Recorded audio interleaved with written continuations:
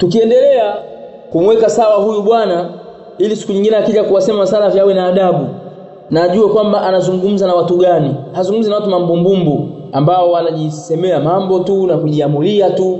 La, ni watu wamesimama sawa sawa katika misingi ya kiilmu. Kadhalika walillahi alhamdu wameshika manhaji ambayo ni salim, manhaji ya salafu salih. Sasa katika makosa yake, kosa la 4 anasema hivi alipokuwa akisoma hadithi ya Mtume sallallahu alaihi wasallam inayosema wa in takusiwa dhalik fasharrun tad'unaha 'an riqabikum. Ile hadithi hiyo hadithi yenyewe hiyo asri'u bil janaza, kwamba lipelekeni haraka jeneza.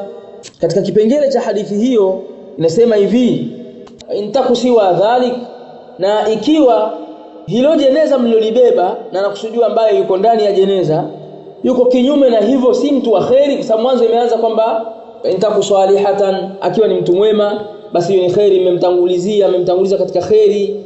Lakini akiwa ni muovu yeye akasema fasharrun tad'unahu 'an riqabikum. Kwanza hapa ni tad'unaha, lakini hiyo tujalie ni sabqul lisan. Sikiliza tarjama yake sasa. Akasema hivi wa intaku siwa dhalik, na likiwa hilo jeneza ni kinyume na hivyo, maana la khairi, fasharrun tad'unaha 'an riqabikum. Yeye akasema tad'unahu, asema basi ni shari ambayo mnaiweka katika mabega yenu.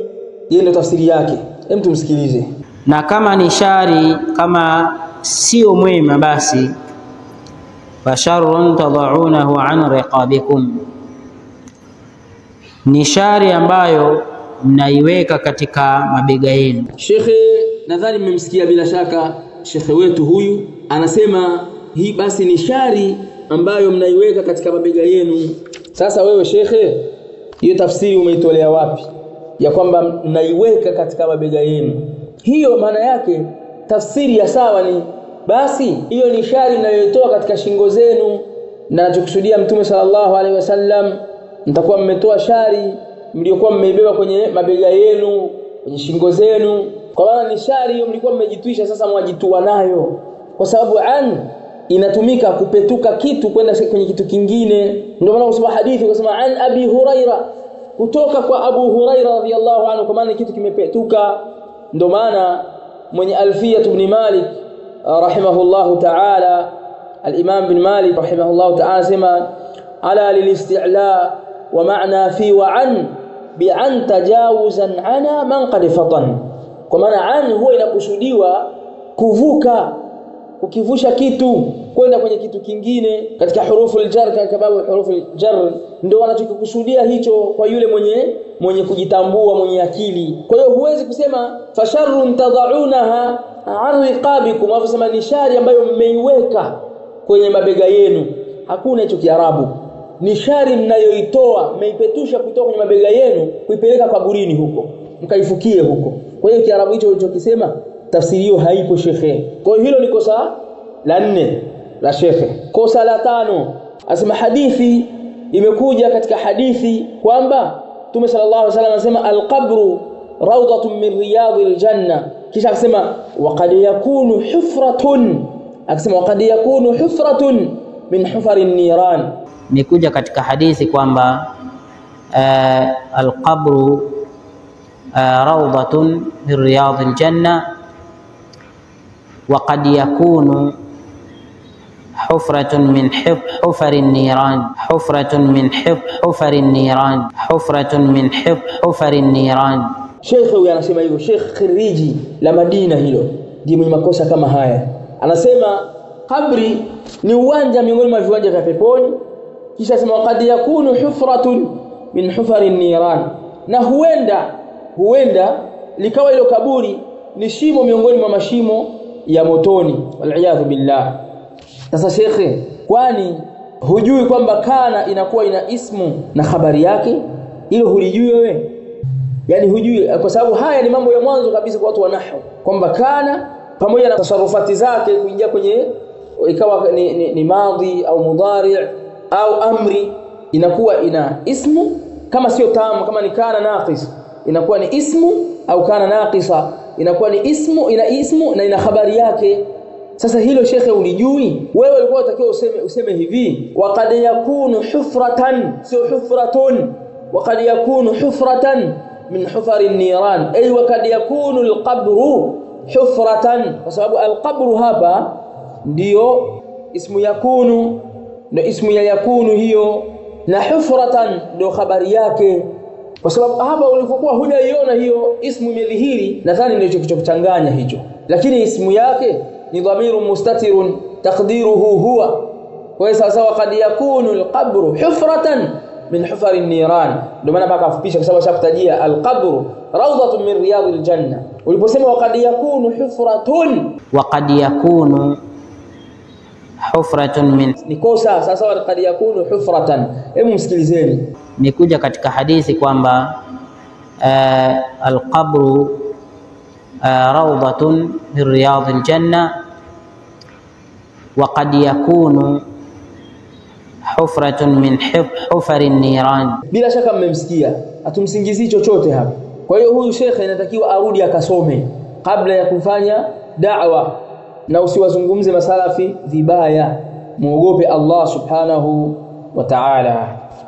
Kosa la 6, shekhe huyu katika maneno aliyokuwa akiyasoma asema fa idha mata faraqati ruhuhu jasadahu, fa idha mata faraqati ruhuhu jasadahu, fa idha mata faraqati ruhuhu jasadahu, badala ya kusema fa idha mata faraqat ruhuhu jasadahu bila ya al, kwa sababu ikisha kuja dhamiri mbele, hii dhamiri ya ha uliyoiweka hii hautaki kuweka al tena. Al-alif wal lam hapa ni mumtani'a, zinakatazwa kuwekwa hapo, zinazuilika kuingia hapo kwa sababu ushaweka dhamiri mbele. Ungetaka kuisoma kama ulivyosoma ungesema hivi faraqati ruhu pasi na ha ambayo ni dhamiri hii iliyoungana hapa, ilikuwa inatakiwa usiiweke. Sasa wasomaji Kiarabu cha wapi? Fa idha mata faraqati ruhuhu jasadahu, Kiarabu cha wapi bana? Hebu msikilizeni. Fa idha mata faraqati ruhuhu jasadahu, anapokufa basi roho inakuwa imetengana na mwili wake. Bila shaka mmemsikia huyu, ndio Sheikh Abdul Wakil huyu, katika mashekhe ambao unasikia wanawasikiliza na wakizungumza jambo wana athari. Kwa sisi tunamjibu huyu kwa sababu ana athari katika jamii, anawaathiri watu wake. Sikasoma Madina, na sisi tunajua kwamba kuna watu wakishaambiwa fulani kasoma Madina ni khiriji huyo, kuisha habari yao hata wadanganye vipi. Na pengine maneno tunayasema watu wakaja hasadi tu kadha wa kadha. Sio hasadi, tumweka sawa yeye mwenyewe na hasadi. Kama ni hasadi basi wa kwanza mwenye hasadi yeye. Mbona wasema masalafi vibaya? Kamsemeni yeye kwanza, asingejidhihirisha mbele za watu na ujinga huo aliyokuja nao, kujidhihirisha mbele za watu afaka watukana wale ambao si wajinga. Kadhalika kosa la 7 anasema hivi, alikuwa akisoma maneno katika kitabu chake akisema bila nafa, mtu msikilize, bila nafa, na inaacha mwili ule hauna manufaa tena. Bila shaka mmemsikia anasema bila nafa, anakusudia pasi na manufaa yoyote, kwamba kiwiliwili hicho kikibakia kwenu bila kukizika kitabaki bila nafa. Hakuna Kiarabu hicho Sheikh. Sasa ni bila naf'in, pasi na manufaa yoyote. Wewe Sheikh, wewe huko Madina ulikuwa wasoma nini? Sasa kwa nini wawatia watu ujingani ambao ni masalafi, wawaita wajinga, kumbe mjinga wa kwanza wewe? Muogope Allah subhanahu wa ta'ala. Kosa la 8 amesoma ibara asema yuqayyadu al-isra'. Mimi nimesema kama yuqayyadu al-isra'i, lakini tuliache hilo kwa sababu sijalisikia vizuri, lakini ukimsikiliza kwa makini kana kwamba anatia kasra kwenye ain. Kama ni kweli sasa ni yuqayyadu al-isra'u, sio isra'i, bima idha lam yakun al-mauti, akasema hivyo. Lakini hilo kosa pia nimelisamehe mimi. Asema idha lam yakun al-mauti fuj'atan, hiyo sawa. Lakini huku nyuma mimi sio wale malengo yangu, nimeamua kuyasamea haya makosa kwa sababu inawezekana akajitetea ukusikia vizuri, sawa. Kisha akasema hivi yukhsha ayakuna ighma'in, hapo ndipo napataka mimi. Asema yukhsha ayakuna ighma'in. Kwa hiyo yuqayyadu al-isra' bima idha lam yakun al-maut faj'ah, yukhsha an yakuna ighma'i. Basi afadhali shekhe ungesema ayakuna ighma'un, kidogo ukajitetea. Sasa ighma'in hapa, hii jarri inatafuta nini hapa? Kujarisha. Kwa nini umejurisha hamza hapa? Hebu tumsikilize. Kwa hiyo yuqayyadu al-isra' bima idha lam yakun al-maut faj'ah yukhsha an yakuna ighma'i. Na asema haraka huu unakadiriwa pale ambapo mauti haikuwa ni ya ghafla, ambayo inahofiwa tusifanye haraka sana, huenda akawa amezimia. Mathalan, mtu kagongwa au kapata ajali au labda ni ajali ya chochote, yani kifo kimekuwa ni cha ghafla sana. Bila shaka mmemsikia hapo. Sasa hapo pana makosa matatu kama nilivyoeleza, lakini haya mawili tunayasamehe, sitashika hili moja. Mimi nadhani watu wa lugha wengine wameyabaini. Lakini sasa hapa sawa sawa ni yukhsha ayakuna ighma'an na sio ighma'in, Sheikh Abdul Wakili, kwa sababu hii ighma'an ni kama ile iliyotangulia, ndio ismu ya yakunu na dhamiri yake ni huwa, ambayo imefichwa hapa ni mustatir, taqdiruhu huwa. Kwa hiyo hapo pia umekosea, sio sawa. Hakuna Kiarabu hicho wala Mwarabu anayesema hivyo, labda Mwarabu asiyejua Kiarabu kama wewe. Kosa la 9, Sheikh anasema katika Kiarabu alichokisoma alipokuwa anasoma kwenye kitabu alichokuwa nacho hapo, asema fayambaghi alla yudfana hatta yatahaqqaqu mautuhu bidhammi alqaf, hatta yatahaqqaqu mautuhu. Fayambaghi alla yudfana hatta yatahaqqaqu mautuhu. Sheikh sawa sawa ni kusema hatta yatahaqqaqa mautuhu bifathi alqaf, Sheikh, kwa sababu hiyo hatta inanasibisha kitendo kinachofuatia cha mudhari'. Kwa hiyo sasa ni hatta yatahaqqaqa mautuhu na sio yatahaqqaqu mautuhu. Kwa hiyo ni kosa katika makosa aliyokuwa nayo Sheikh. Yeye anachucha tu, hajali aenda, alafu lengo lake kwenda kuwatukana masalafi huko. Kuwa na adabu wewe Sheikh na mfano wako, tushawaambia sana, kuweni na adabu, msio mnaparamia masalafi. Katika makosa alionayo Sheikh, kosa la 10, kwanza anasema قال الشيخ الإسلام ابن تيمية رحمه الله تعالى. قال الشيخ الإسلام ابن تيمية رحمه الله تعالى. Tuliache, tumemsamehe na pengine asigundue kosa liko wapi, lakini tuliache. Anasema hivi, fa innahu tajri alayhi ahkamu al-islam dhahiratan. Katika maneno anasema min al-munakahatan فإنه تجري عليه أحكام الإسلام ظاهرة من المناكحة. Kwanza hapa kuna makosa mawili hapa kwenye min almunakahatan, tanwini za tafuta nini hapa? Alafu nani kakwambia kwamba hapa nasibishwa? Kwani wewe hujui kwamba mimi ni katika huruful jar? Sasa min almunakahati, kwa sababu kuna alif na lam, basi tanwini zinakuwa ni mumtania, hazikubaliki, zinazuilika kule mwisho. Lau kama ungetaka kuweka tanwini kwa useme hivi min munakahatin na wala sio min munakahatan pia. Kwa hiyo kuna makosa mawili kwenye kipengele kimoja. Lau kama ungejua nafasi yako Sheikh, usingetokana masalafi, sababu umejidhalilisha kwa kile ulichokifanya na kukosa adabu kwa ahlus sunnah wal jamaa as-salafiyun, ambao kutwa nyinyi mwatukana na kuwapa majina mabaya. Na haya makosa yote ninayomkosoa na mkosoa ya dhahiri, kwa sababu ana makosa mengi sana huyu Sheikh, mengi sana kwenye darasa yake hiyo, lakini nimechukua yale ambayo ni ya wazi, ambayo yanajulikana kwa mpaka watoto wadogo ambao wanaanza kusoma nahwu, waliosoma ajurumia wakaifanyia itqan, wakimsikiliza tunajua hapa Sheikh hapa adanganya Waislamu hapa, hivi anavyosoma havipo. Ndio nilomkosoa haya khiriji huyu wa al-Madinatu an-Nabawiyya harasaha Allah. Kosa la 11, Sheikh anatuambia, ametaja athar akainasibisha kwa Umar radhiyallahu anhu, pamoja kwamba yeye anataja kwa maana. Alhasil, mimi nataka Kiarabu chake anachokisoma, asema alana inqata'a, kisha asema inqata'atil wahyu. Alana inqata'atil wahyu, hivi sasa umekatika wahi. Ndio maana alipokufa Mtume sallallahu alaihi wasallam, Umar bin Khattab radhiyallahu ta'ala anasema alana inqata'atil wahyu, wahi sasa ushakatika. Wahi sasa ushakatika. Sawa sawa Sheikh, ni inqata'a alwahyu kwa sababu hiyo ni mudhakkar na sio muannath. Kwa hiyo haiwezi kuwa inqata'atil wahyu, ni inqata'a alwahyu. Hem, tumsikilize. Ndio maana alipokufa Mtume sallallahu alaihi wasallam, Umar bin Khattab radhiyallahu ta'ala anasema alana inqata'atil wahyi, wahi sasa ushakatika, wahi sasa ushakatika. Bila shaka mmemsikia shekhe letu huyu namna anavyofundisha kitabu chake hicho na kuwasema vibaya Ahlus Sunnah wal Jamaa kwa makosa kama haya. Tunaendelea na kosa la 12.